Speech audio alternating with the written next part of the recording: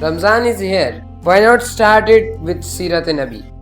It all started when Abraha जो Yemen का बादशाह था उसने काबे को गिराने की प्लानिंग की, लेकिन अल्लाह को कुछ और ही मंजूर था और अल्लाह ताला ने उसके प्लान को फेल कर दिया. But that topic we will explain in another video. After these things, हज़रत मोहम्मद सल्लल्लाहु अलैहि वसल्लम की वालिदा हज़रत आमना को हज़रत मोहम्मद सल्लल्लाहु अलैहि वसल्लम के इस दुनिया में आने के असरात दिखने लग जाते हैं. जहाँ भी वो जाती हैं वहाँ उनके सर पे बादल आ जाते थे. जब रसूलुल्लाह सल्लल्लाहु अलैहि वसल्लम पैदा हुए तब पूरे कमरे में खुशबू थी. जब दाई गुस्ल देने के लिए उनके आगे बढ़ी तब पता लगा गुस्ल तो पहले से ही दिया हुआ था. और जब अब्दुल मुत्तलिब हज़रत मोहम्मद सल्लल्लाहु अलैहि वसल्लम के दादा अपने घर के बाहर थे तब उन्हें चांद इतना ज़्यादा क्लियर दिखाई दिया कि उनका ये कहना था कि आज तक मैंने इतना चमकता हुआ चांद नहीं देखा.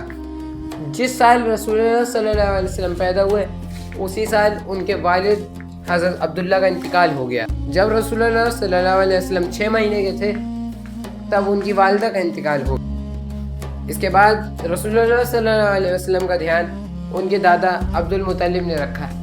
एक बार रसूलुल्लाह सल्लल्लाहु अलैहि वसल्लम और उनके दादा अब्दुल मुत्तलिब काबे में कुछ काम कर रहे थे. तभी रसूलुल्लाह सल्लल्लाहु अलैहि वसल्लम के पास एक आदमी आया और उस इंसान ने हज़रत मोहम्मद सल्लल्लाहु अलैहि वसल्लम से कहा कि ए बच्चे अपने इस एहराम को उतार दो, यहाँ पे सब लोग बगैर कपड़ों के काम करते हैं तो तुम क्यों कपड़े पहने हुए हो.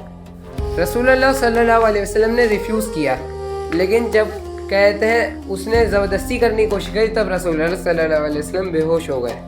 और ये कोई छोटा मोटा साइन नहीं था अरब के लिए. जब रसूलुल्लाह सल्लल्लाहु अलैहि वसल्लम 8 साल के थे तब उनके दादा हज़रत अब्दुल मुत्तलिब का भी इंतकाल हो गया. इसके बाद उनकी केयर हज़रत अबू तालिब ने की.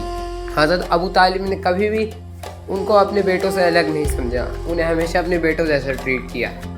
जब रसूलुल्लाह सल्लल्लाहु अलैहि वसल्लम 12 साल के थे तब वो हज़रत अबू तालिब के साथ साउथ सीरिया बुसरा वहाँ गए और हज़रत अबू तालिब को एक प्रीस्ट मिला, उसका नाम था बहीरा. बहीरा ने हज़रत अबू तालिब से पूछा ये किसका बेटा है. हज़रत अबू तालिब ने झूठ बोलते हुए कहा ये तो मेरा बेटा है. उस प्रीस्ट ने कहा हो ही नहीं सकता, ये तुम्हारा बेटा है, ये किसी और ही का बेटा है. देन हज़रत अबू तालिब उन्हें सच बताते हैं कि हाँ ये मेरा बेटा नहीं है, ये मेरे भाई का बेटा है और ये यतीम है. जैसे ही वो प्रीस्ट ये सुनता है कि हज़रत मोहम्मद सल्लल्लाहु अलैहि वसल्लम यतीम है, वो प्रीस्ट कहता है यही वो पैगम्बर है जिसका हम सालों साल से इंतज़ार कर रहे थे. हज़रत अबू तालिब का रिएक्शन होता है कि व्हाट, ये वो पैगम्बर हो ही नहीं सकता, ये तो नॉर्मल सा बच्चा है. फिर वो प्रीस्ट हज़रत मोहम्मद सल्लल्लाहु अलैहि वसल्लम के हाथ पे बना हुआ एक निशान हज़रत अबू तालिब को दिखाता है. हज़रत अबू तालिब इस चीज़ को देख के हैरान होते. जब वो लोग साउथ सीरिया बुसरा से जाने लग जाते हैं तब वो प्रीस्ट हज़रत अबू तालिब से कहता है इस बच्चे का खास ख्याल रखना. And these things mark a new journey for Prophet Muhammad sallallahu alaihi wasallam. बाकी चीज़ों को हम आगे डिस्कस करेंगे, so stay tuned.